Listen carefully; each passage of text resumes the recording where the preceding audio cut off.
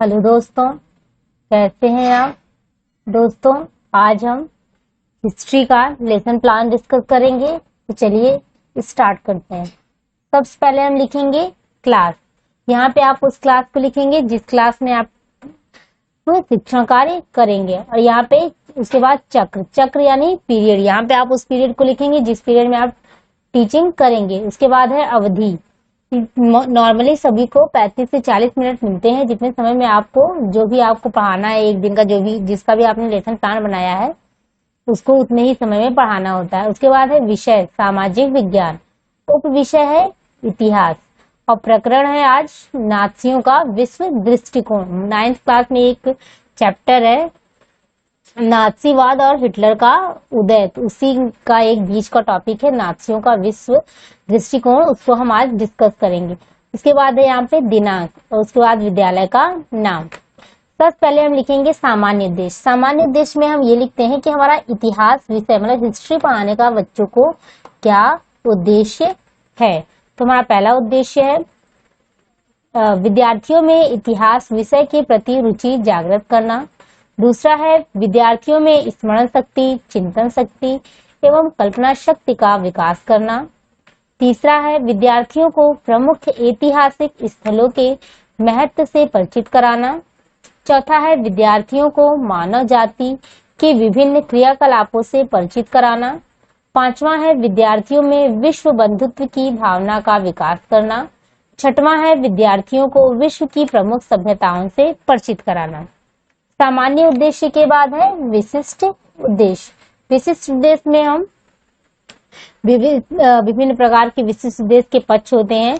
उन पक्षों के आधार पर हम ये डिस्कस करते हैं कि जो भी हम टॉपिक पढ़ा रहे हैं, जो भी हमारा टॉपिक है वो पढ़ाने का बच्चों का को क्या उद्देश्य है। जैसे ज्ञान का उनकी वृद्धि होगी, क्या बोध होगा उनमें, बोधात्मक कुछ अनुप्रयोगात्मक में किसी प्रकार का कौशल उत्पन्न होगा। चलिए देखते हैं। विशिष्ट उद्देश्य में हम सबसे पहले लिखेंगे विशिष्ट उद्देश्य के पक्ष और अपेक्षित व्यवहारगत परिवर्तन। पहला है हमारा विशिष्ट उद्देश्य के पक्ष ज्ञानात्मक। ज्ञानात्मक में हम लिखेंगे ए है छात्र नाजियों के विश्व दृष्टिकोण को समझ सकेंगे। बी है छात्र नाजियों का विश्व दृष्टिकोण से संबंधित तथ्यों को जान सकेंगे। फिर उसके बाद ज्ञानात्मक के बाद है हमारे पास बोधात्मक। बोधात्मक में हम लिखेंगे ए छात्र इतिहास में नाजियों का विश्व दृष्टिकोण के महत्व को समझ सकेंगे। बी है छात्र इतिहास में नाजियों के दृष्टिकोण को अन्य दृष्टिकोण से तुलना कर सकेंगे। उसके बाद है हमारे पास बोधात्मक बाद अनुप्रयोगात्मक। अनुप्रयोगात्मक में हम लिखेंगे छात्र नाजियों के दृष्टिकोण से हुए परिणाम को जान सकेंगे। बी है छात्र नाजियों के दृष्टिकोण को भारतीय परिप्रेक्ष्य में समझ सकेंगे। अनुप्रयोगात्मक के बाद है कौशलात्मक। कौशलात्मक में हम लिखेंगे छात्र नाजियों के दृष्टिकोण से संबंधित चित्र और चार्ट मतलब उनके दृष्टिकोण को चित्र और चार्ट द्वारा प्रदर्शित कर सकेंगे। बी है छात्र नाजियों के दृष्टिकोण से संबंधित कार्यों को सूचीबद्ध कर सकेंगे। विशिष्ट उद्देश्य के बाद है सहायक सामग्री। सहायक सामग्री में है हम हिटलर का चित्र और वर्साय की संधि के बाद जर्मनी का मानचित्र। सहायक सामग्री के बाद है पूर्व ज्ञान। पूर्व ज्ञान में है छात्र नाजियों और हिटलर के विषय में सामान्य जानकारी रखते हैं। पूर्व ज्ञान के बाद हम कुछ प्रस्तावना जो प्रश्न होते हैं स्टूडेंट से, उसके बाद हमारा प्रस्तावना होगा। प्रस्तावना में हम छात्रों से कुछ प्रस्तावना प्रश्न पूछते हैं ताकि हम जो पढ़ाने जा रहे हैं उसके विषय में छात्र को कितनी जानकारी है ये हम जान सके, और साथ ही साथ हम जो पढ़ाने जा रहे हैं उसके विषय में छात्रों को कुछ परिचय प्रदान कर सके। और प्रस्तावना में सबसे पहले हम हेडिंग डालेंगे छात्राध्यापिका क्रियाएं, फिर विद्यार्थी क्रियाएं, उसके बाद शिक्षण विधि या सहायक सामग्री, स्वास्थ्य कार्य। प्रस्तावना में हम सबसे पहले स्टूडेंट से प्रस्तावना प्रश्न पूछेंगे। प्रस्तावना प्रश्न की विशेषता ये होती है कि ये क्रमबद्ध यानी श्रृंखलाबद्ध तरीके से होते हैं, और ये में जो हम पहला क्वेश्चन स्टूडेंट से पूछते हैं और जो स्टूडेंट का आंसर देते हैं उसी आंसर से हम दूसरा प्रश्न बनाते हैं, और दूसरे प्रश्न का जो स्टूडेंट्स आंसर देते हैं उसी से हम तीसरा प्रश्न बनाते हैं। चलिए देखते हैं। हमारा पहला प्रस्तावना प्रश्न है छात्रों, संसार का सबसे क्रूर एवं तानाशाह शासक किसे माना जाता है? तो छात्र उत्तर देंगे हिटलर को। और उसके बाद दूसरा प्रश्न हम पूछेंगे, छात्रों, हिटलर किस देश का शासक था? तो छात्र उत्तर देंगे जर्मनी का। उसके बाद हम तीसरा प्रश्न पूछेंगे, छात्रों, जर्मनी में नाजी विचारधारा का जर्मनी के समाज पर क्या प्रभाव पड़ा? तो छात्र इसका उत्तर नहीं दे सकेंगे। इसका अर्थ यह हुआ कि यह एक समस्यात्मक प्रश्न है। प्रस्तावना के बाद है उद्देश्य कथन। उद्देश्य कथन में हम लिखेंगे, छात्रों, आज हम नाजी विचारधारा का जर्मनी के समाज पर पड़ने वाले प्रभाव के विषय में अध्ययन करेंगे। उद्देश्य कथन। उद्देश्य कथन में हम लिखेंगे, छात्रों, आज हम नाजी विचारधारा का जर्मनी के समाज पर पड़ने वाले प्रभाव के विषय में अध्ययन करेंगे। उद्देश्य कथन के बाद है हमारे पास प्रस्तुतिकरण। प्रस्तुतिकरण में सबसे पहले हम हेडिंग डालेंगे शिक्षण बिंदु। उसके बाद शिक्षण अधिगम परिस्थितियां। शिक्षण अधिगम परिस्थितियों में दो हैं, एक छात्राध्यापिका क्रियाएं और विद्यार्थी क्रियाएं। शिक्षण अधिगम परिस्थितियों के बाद है शिक्षण विधि या सहायक सामग्री, और उसके बाद श्यामपट्य कार्य। शिक्षण बिंदु में पहला है हमारा नाजियों का विश्व दृष्टिकोण। शिक्षण बिंदु में हम सबसे पहले छात्रों से विकासात्मक प्रश्न पूछेंगे। विकासात्मक प्रश्न छात्राध्यापिका छात्रों से इसलिए पूछती हैं ताकि उन्हें ये ज्ञान हो सके कि वो जो भी टॉपिक, जो भी शिक्षण बिंदु पढ़ाने जा रही हैं, छात्र उसके विषय में कितनी जानकारी रखते हैं, और साथ ही साथ वो ये भी जान सकती हैं कि छात्रों को कितनी नॉलेज है, और उससे वो अपने जो भी सब टीचिंग जो भी टॉपिक है उनका उससे संबंध जोड़ सकती हैं। तो पहला है हमारा प्रश्न विकासात्मक प्रश्न, छात्रों, हिटलर की नेशनल सोशलिस्ट पार्टी को संक्षिप्त में किस नाम से जाना जाता था? तो छात्र उत्तर देंगे नाजी पार्टी। उसके बाद दूसरा प्रश्न है, छात्रों, हिटलर का जन्म कहाँ हुआ था? तो छात्र उत्तर देंगे ऑस्ट्रिया में।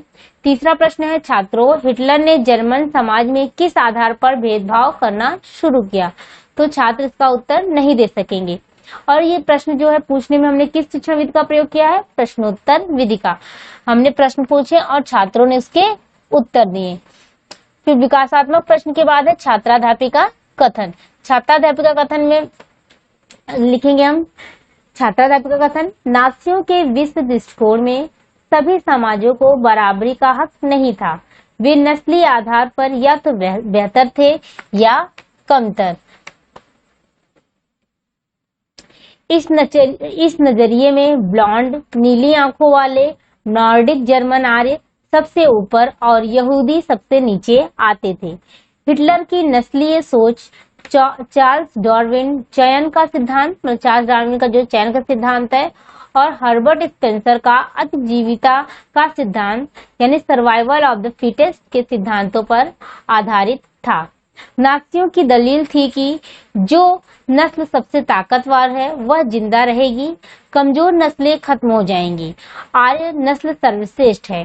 पूरब में हिटलर जर्मन सीमाओं को फैलाना चाहता था ताकि सारे जर्मनों को भौगोलिक दृष्टि से एक ही जगह इकट्ठा किया जा सके। और इसमें छात्राध्यापक क्या करेंगे? विद्यार्थी क्या करेंगे? विद्यार्थी जो है, विद्यार्थी छात्राध्यापिका द्वारा दिए गए कथन को ध्यानपूर्वक सुनेंगे। और इसमें हमने किस शिक्षण विधि का प्रयोग किया है? कथन एवं व्याख्यान विधि का। और ब्लैक बोर्ड वर्क में क्या रहेगा? मतलब श्यामपट्ट कार्य में हम लिखेंगे, हिटलर की नस्लीय सोच चार्ल्स डार्विन और हर्बर्ट स्पेंसर के सिद्धांतों पर आधारित थी। और दूसरा है, हिटलर सारे जर्मनों को भौगोलिक दृष्टि से एक ही जगह इकट्ठा करना चाहता था। उसके बाद है हमारा दूसरा शिक्षण बिंदु। दूसरा शिक्षण बिंदु है नस्लवादी राज्य की स्थापना। इसमें हम पहले छात्रों से विकासात्मक प्रश्न पूछेंगे। तो पहला हमारा विकासात्मक प्रश्न है, छात्रों, पहला विश्व युद्ध कब और कब से कब तक लड़ा गया था? तो छात्र उत्तर देंगे 1914 से 1918 तक। उसके बाद दूसरा प्रश्न है, प्रथम विश्व युद्ध में किसकी पराजय हुई थी? तो छात्र उत्तर देंगे जर्मनी की। फिर तीसरा प्रश्न है, छात्रों, हिटलर ने नस्लवादी राज्य की स्थापना के लिए क्या क्या किया? तो ये समस्यात्मक प्रश्न हो जाएगा। और इसमें हमने ये प्रश्न पूछने में किस शिक्षण विधि का प्रयोग किया है? प्रश्नोत्तर विधि का। छात्राध्यापिका ने प्रश्न पूछे और छात्रों ने उसके उत्तर दिए। विकासात्मक प्रश्न के बाद है छात्राध्यापिका कथन। छात्राध्यापिका कथन में है, नात्सी शुद्ध और स्वस्थ नॉर्डिक आर्यों का समाज बनाना चाहते थे। उनकी नजर में केवल ये लोग ही वांछित थे, बाकी जिन्हें ये अवांछित मानते थे उन नस्लों को खत्म करना शुरू किया। इनकी नजर में ऐसे जर्मनों को भी जिंदा रहने का कोई हक नहीं था जिन्हें नात्सी अशुद्ध या असामान्य मानते थे। यूथनेजिया यानी दया मृत्यु कार्यक्रम के तहत उन्हें मौत के घाट उतारा जा रहा था। यहूदियों, जिप्सियों और अश्वेतों की पहले तो जर्मन नागरिकता छीन ली गई और बाद में मारा गया। रूसी और पोलिश मूल के लोगों को भी मनुष्य से कमतर माना गया। सबसे बुरा हाल यहूदियों का हुआ। यहूदियों से घृणा का आधार ईसाई धर्म में मौजूद था। ईसाइयों का आरोप था कि ईसा मसीह को यहूदियों ने ही मारा था। इनकी नजर में यहूदी आदतन हत्यारे और सूदखोर थे। इन्हें बाकी समाज में से अलग बस्तियों, जिन्हें घेटो यानी दड़बा कहा जाता था, रखा गया। इन्हें धर्म परिवर्तन के लिए मजबूर किया गया। 1939-45 के दूसरे दौर में यहूदियों को कुछ खास इलाकों में इकट्ठा करके और अंततः पोलैंड में बनाए गए गैस चेम्बरों में ले जाकर मार दिया गया। अब इसके बाद छात्राध्यापिका कथन के बाद है विद्यार्थी क्रियाएं। मतलब विद्यार्थी अब क्या करेंगे? विद्यार्थी छात्राध्यापिका द्वारा दिए गए कथन को ध्यानपूर्वक सुनेंगे और समझेंगे। और इसमें हमने किस शिक्षण विधि का प्रयोग किया है? कथन एवं व्याख्यान विधि का। और श्यामपट्ट कार्य में है, नात्सियों की दृष्टि से शुद्ध और स्वस्थ नॉर्डिक आर्य ही उच्च नस्ल के थे।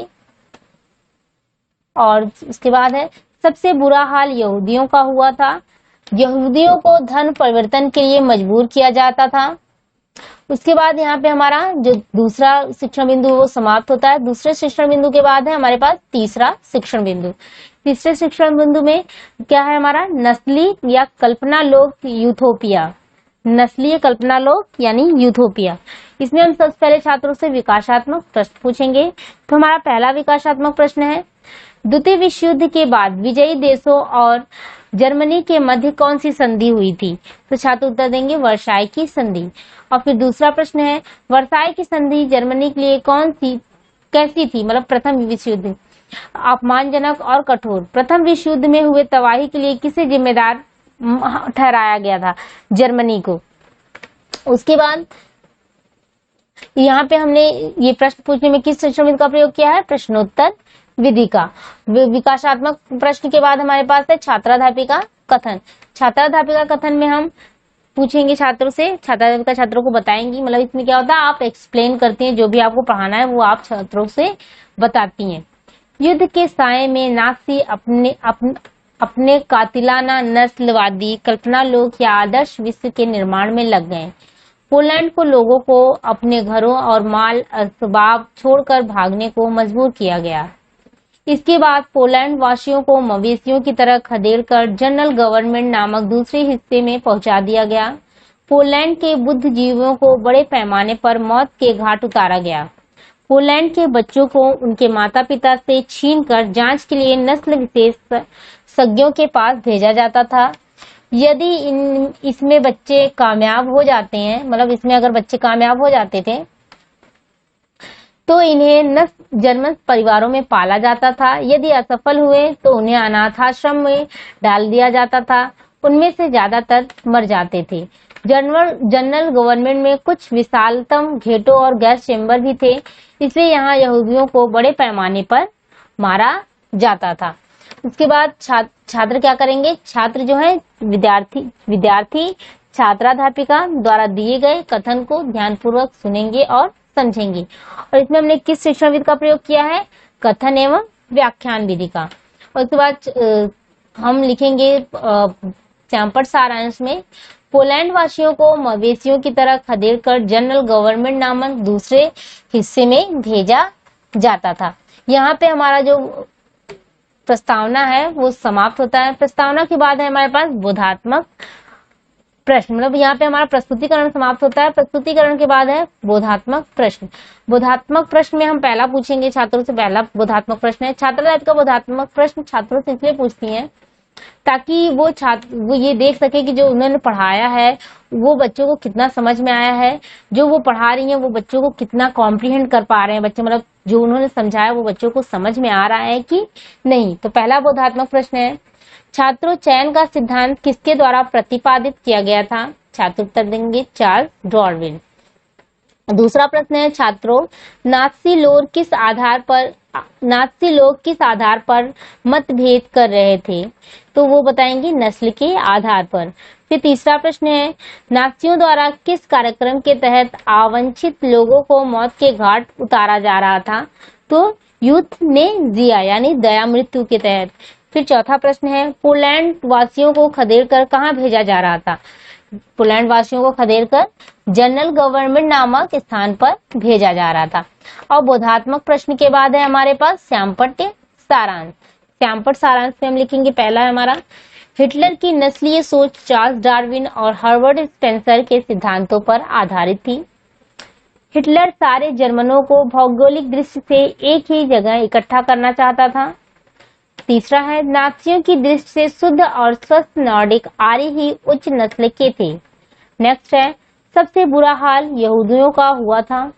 नेक्स्ट, यहूदियों को धर्म परिवर्तन के लिए मजबूर किया जाता था। नेक्स्ट है, पोलैंड वासियों को मवेशियों की तरह खदेड़कर जनरल गवर्नमेंट नामक दूसरे हिस्से में भेजा जाता था। श्यामपट्ट सारांश के बाद है निरीक्षण कार्य। निरीक्षण कार्य में छात्राध्यापिका जो है वो छात्रों को बोलेंगे कि आप श्यामपट्ट सारांश को उत्तर पुस्तिका पे लिखिए और वो क्लास का निरीक्षण करेंगी। छात्राध्यापिका विद्यार्थियों को श्यामपट्ट सारांश पुस्तिका पर लिखने का निर्देश देकर स्वयं कक्षा का निरीक्षण करेंगी। उसके बाद है पुनरावृत्ति प्रश्न। पुनरावृत्ति प्रश्न छात्राध्यापिका छात्रों से इसलिए पूछती है ताकि वो रिवीजन कर सके, जो उन्होंने पढ़ाया है वो छात्रों को समझ में आया है कि नहीं। तो पहला प्रश्न है इसमें, नात्सियों की दृष्टि में सबसे ऊपर किस नस्ल के लोगों को रखा गया था? दूसरा प्रश्न है, छात्रों हर्बर्ट स्पेंसर ने किस सिद्धांत का प्रतिपादन किया था? तीसरा प्रश्न है, नात्सियों की दृष्टि में वांछित लोग किन्हें माना गया था? चौथा प्रश्न है, नात्सी विचारधारा के लोग अवांछितों को किन बस्तियों में रखा जाता था? पांचवा प्रश्न है, पोलैंड में अवांछितों को किस प्रकार मारा जाता था? पुनरावृत्ति प्रश्न के बाद छात्राध्यापिका छात्रों को कुछ गृह कार्य देंगी जो वो अपने घर से करके लाएंगे। तो पहला प्रश्न है इसमें हम, छात्रों जनरल गवर्नमेंट नामक स्थान कहाँ पर था? दूसरा प्रश्न है, हिटलर की नस्लीय सोच किन वैज्ञानिकों के सिद्धांतों से प्रभावित थी? तीसरा प्रश्न है, छात्रों किन बच्चों को नस्लीय विशेषज्ञों के पास जांच के लिए भेजा जाता था? तो यहाँ पे हमारा हिस्ट्री का लेसन प्लान समाप्त होता है। मिलते हैं आपसे नेक्स्ट वीडियो में। धन्यवाद।